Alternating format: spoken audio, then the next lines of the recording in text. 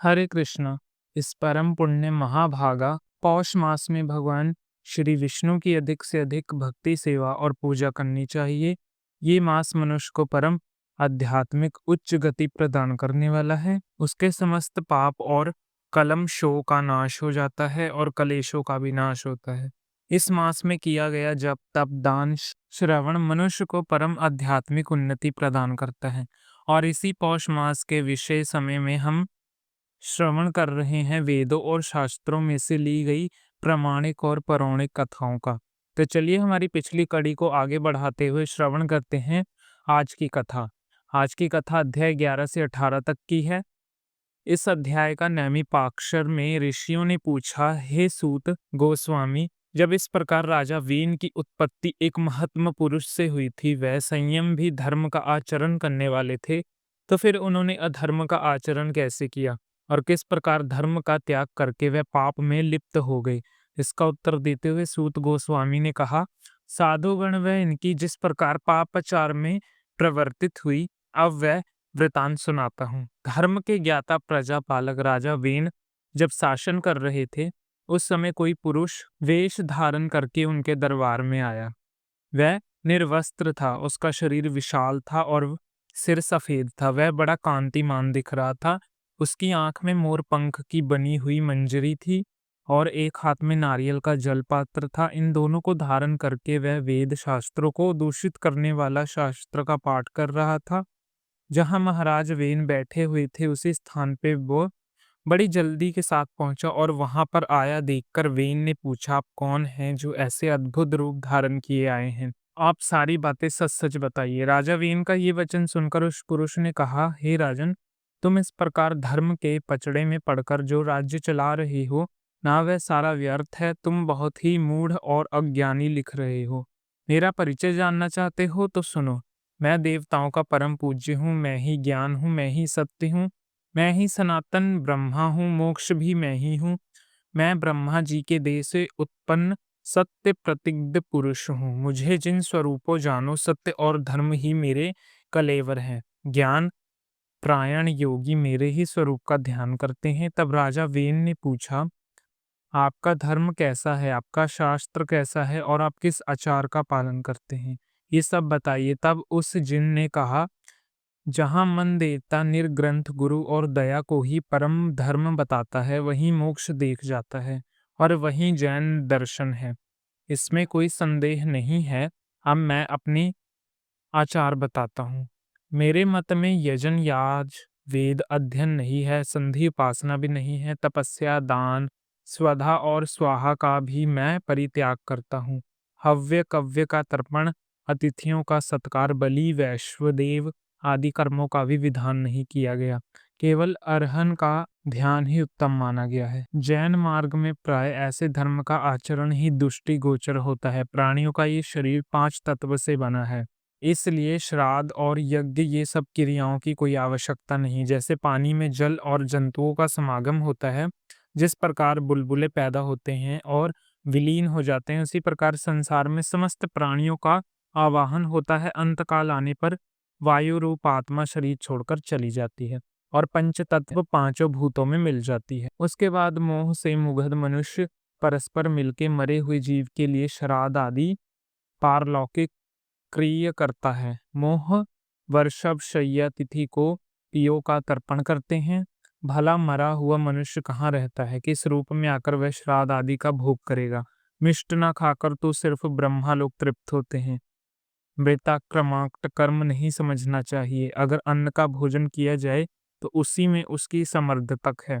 यदि दान ही देना है तो दया का दान देना चाहिए। दया परायण होकर प्रतिदिन जीवों की रक्षा करनी चाहिए। ऐसा करने वाले पुरुष चंडाल हो या शूद्र, वही ब्राह्मण कहा गया है।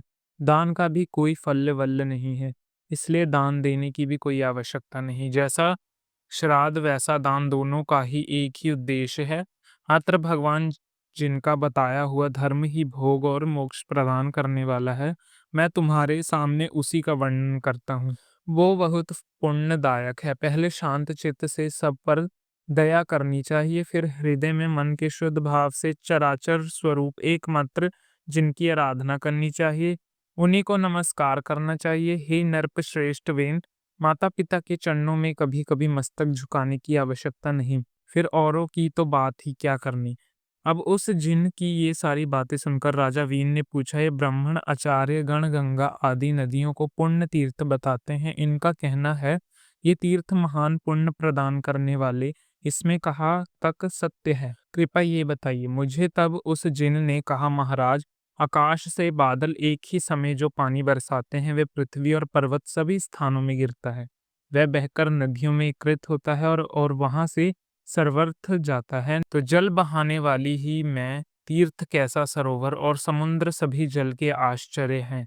पृथ्वी को धारण करने वाले पर्वत भी केवल पत्थर की राशि हैं, उनमें भला तीर्थ नाम की कोई वस्तु नहीं। अगर समुद्र आदि में स्नान करने से सिद्धि मिलती तो फिर मछलियों को सबसे पहले सिद्धि मिलनी चाहिए, लेकिन ऐसे तो देखा ही नहीं जाता। एकमात्र भगवान ही सर्वगुण संपन्न है, उनसे बढ़कर ना कोई धर्म है ना कोई तीर्थ है, संसार में जिन ही सर्वश्रेष्ठ हैं।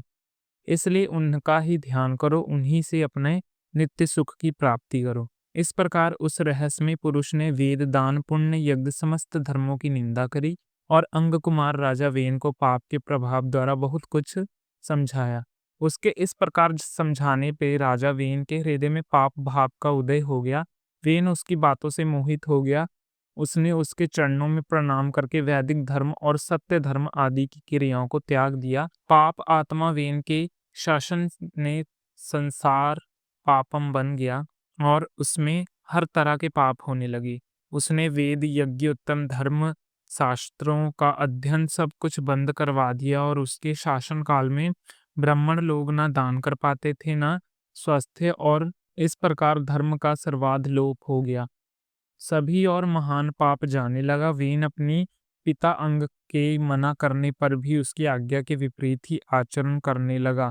वह दुरात्मा ना होता तो पिता के चरणों में प्रणाम करता, ना माता के। उसने महायशवी पिता ने अपने भाव और स्वरूप पर बहुत काल तक विचार किया, लेकिन किसी तरह उसकी समझ में बात नहीं आई कि वेन ऐसे पापी कैसे बन गया। उसके बाद एक दिन सप्तर्षि अंग कुमार वेन के पास आए और उसे आश्वासन देते हुए कहने लगे, वेन तू साहस ना करो, तुम यहाँ समस्त प्रजा के रक्षक बनाए गए हो और ये सारा जगत तुम पर आशिष्ट है। धर्म अधर्म रूप स्वर्ण विश्व का भार तुम्हारे ऊपर है, इसलिए अपना पाप कर्म छोड़कर धर्म का आचरण करो। सप्त ऋषियों द्वारा कहे जाने पर वेन इस प्रकार बोले लगा, मैं ही परम धर्म हूँ, मैं ही सनातन देवता, धाता, रक्षक और सत्य भी मैं ही हूँ। मैं परम पुण्य सनातन जैन धर्म हूँ।